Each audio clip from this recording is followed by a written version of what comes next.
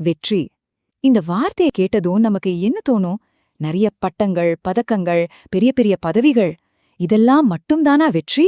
இல்லவே இல்ல. உண்மையான வெற்றிங்கிறது உங்க குணத்துல இருக்கு. சரி, அந்த குணத்தை ரொம்ப சக்தி வாய்ந்த பழக்கங்கள் மூலமா எப்படி உருவாக்குறதுன்னு பார்க்கலாமா? ஒரு நிமிஷம் யோசிச்சு பாருங்களேன். நாள் முழுக்க நீங்க ஓடிக்கிட்டே இருக்கீங்களா? ஆனா அந்த ஓட்டத்தினால நிஜமான முன்னேற்றம் ஏதாவது இருக்கா? சிம்பிளா சொல்லணும்னா, நீங்க சும்மா பிஸியா இருக்கீங்களா? இல்ல உண்மையிலேயே எஃபெக்டிவா இருக்கீங்களா? இந்த ஒரு கேள்விதான் நாம இன்னைக்கு பார்க்க போற எல்லா விஷயத்துக்கும் பேஸ். இங்க பாருங்க, 2 விதமான வெற்றி இருக்கு. ஒன்னு மேலோட்டமான வெற்றி. அதாவது மத்தவங்கள இம்ப்ரெஸ் பண்றது. எப்பவும் பிஸியா இருக்கிற மாதிரி காட்டிக்கிறது. ஆனா உண்மையான வெற்றி அப்படி இல்ல. அது உங்க குணம், உங்க கொள்கைகள், உங்க வாழ்க்கையோட நோக்கம் இதிலிருந்து வர்றது. இதத்தான் உள்ளிருந்து வெளியே நம்மள நாமளே கட்டமைக்கிறதுன்னு சொல்றோம். சரி, இப்போ முதல் ஸ்டெப்க்கு வருவோம். அதுதான் தனிப்பட்ட வெற்றி, அதாவது பிரைவேட் விக்டரி. மத்தவங்கள வழிநடத்துறதுக்கு முன்னாடி முதல்ல உங்களை நீங்களே வழிநடத்தணும் இல்லையா? உங்களை நீங்களே மாஸ்டர் பண்றதுதான் எல்லாத்துக்குமே முதல் படி. இந்த தனிப்பட்ட வெற்றியை அடையறதுக்கு 3 முக்கியமான பழக்கங்கள் இருக்கு. 1, முன் யோசனையோட செயல்படுறது. அதாவது உங்க லைஃப் காரோட டிரைவிங் சீட்ல நீங்க இருக்கணும். 2, முடிவை மனசுல வச்சுட்டு ஆரம்பிக்கிறது. உங்க இலக்கு என்னன்னு தெளிவா தெரியணும். 3, முக்கியமான விஷயங்களுக்கு முதல்ல முன்னுரிமை கொடுக்கறது. முன் யோசனையோட செயல்படுறது அப்படின்னா என்ன?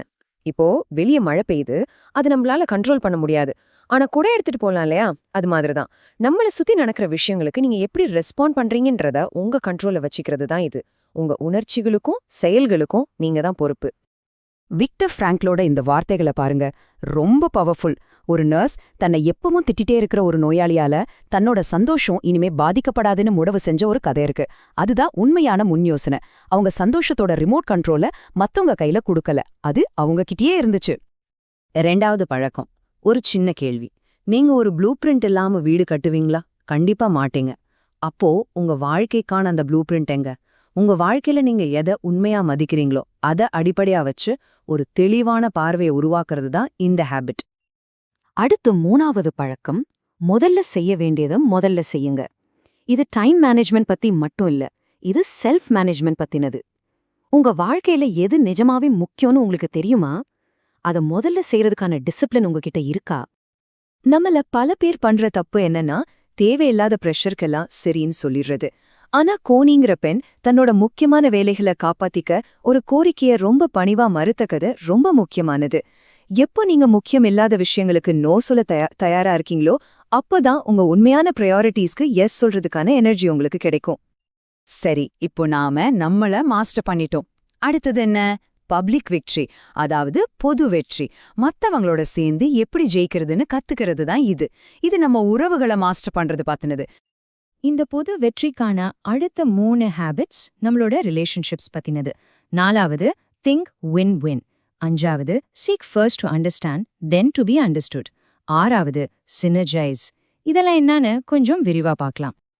திங்க் வின் வின் அப்படிங்கிறது ஏதோ ஒரு டெக்னிக் இல்ல, அது ஒரு மைண்ட் செட். வாழ்க்கைங்கிறது ஒரு போட்டி கிடையாது, அது ஒரு கோஆபரேஷன்.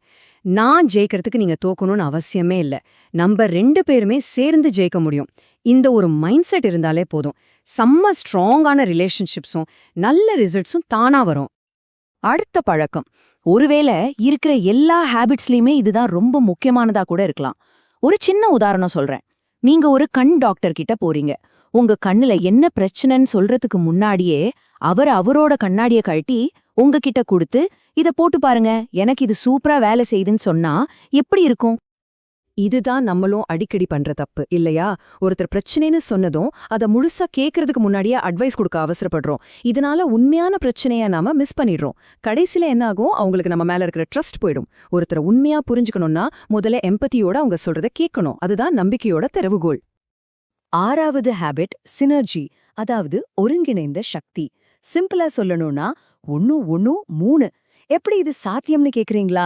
எப்போ நாம நம்மளோட வேறுபாடுகளை ஒரு பிரச்சனையா பார்க்காம அதை ஒரு பலமா பார்த்து ஒன்னா சேர்ந்து வேலை செய்யறோமோ, அப்போ தனியா சாதிக்க முடியாத பல அற்புதமான விஷயங்களை நம்மால சாதிக்க முடியும். அதுக்கு பேர் தான் சினர்ஜி.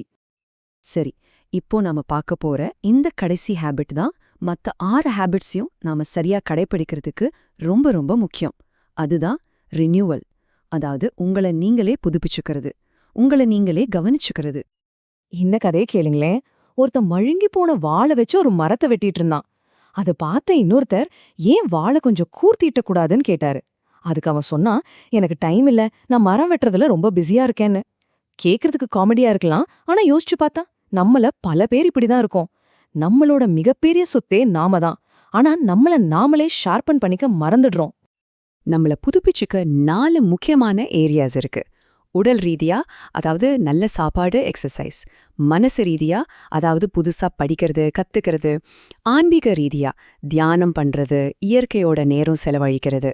அப்புறம் நம்மளோட இதயம், அதாவது நம்மளோட சோஷியல் அண்ட் எமோஷனல் லைஃப், நல்ல உறவுகளை பேணுவது. ஒன்னு மட்டும் ஞாபகம் வச்சுக்கோங்க, வாழை கூர்த்திட்டுறது ஒரு லக்ஸரி கிடையாது, அது ஒரு நெசசிட்டி. ஓகே, இப்போ நாம பார்த்த இந்த எல்லா ஹேபிட்ஸையும் ஒன்னா சேர்த்து பார்க்கலாம்.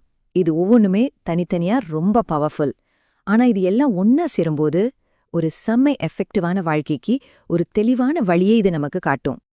ஹைலி எஃபெக்டிவ் பீப்புளோட அந்த 7 பழக்கங்கள் இதுதான்.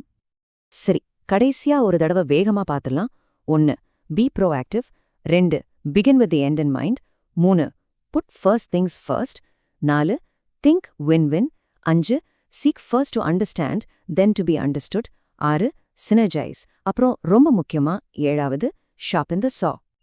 கிரேட் பிலாசபர் அரிஸ்டாட்டில் சொன்ன மாதிரி நாம திரும்ப திரும்ப என்ன செய்றோமோ அதுவாதான் நம்ம மாறுறோம். அதனால சிறப்பா இருக்கிறதுங்கிறது ஒரு செயல் இல்ல, அது ஒரு பழக்கம். சோ இந்த விஷயங்கள் எல்லாம் சும்மா கேட்டுட்டு போறதுல பிரயோஜனம் இல்ல. இதை நம்ம வாழ்க்கையில நம்ம செயல்படுத்தி பார்க்கணும். இப்போ முடிவு உங்க கையில தான் இருக்கு. இன்னைக்கு நாம பேசினதெல்லாம் கேட்டதுக்கு அப்புறம் உங்க வாழ்க்கையில ஒரு சின்ன மாற்றத்தை உண்டாக்க இன்னைக்கு நீங்க இதுல எந்த ஒரு பழக்கத்தை ஆரம்பிக்க போறீங்க? ஒரு சின்ன ஸ்டெப்பா இருந்தாலும் பரவாயில்ல, ஆனா இன்னிக்கே தொடங்குங்க.